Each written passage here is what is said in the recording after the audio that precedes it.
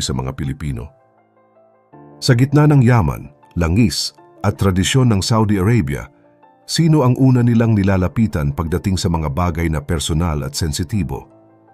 Hindi ito ang kanilang mga kamag-anak o mga kasosyo sa negosyo. Ang sagot ay ang mga Pilipino. Tila mahirap paniwalaan, pero ito ay totoo.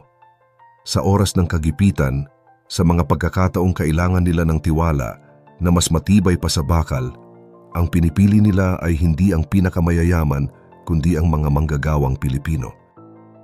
Isipin mo, isang bansang malayo, maliit kung ihahambing sa Saudi Arabia, pero nagawang mapasok ang pinakapribadong bahagi ng kanilang lipunan. Hindi ito dahil sa galing lang sa trabaho, hindi rin dahil sa mababang sahod.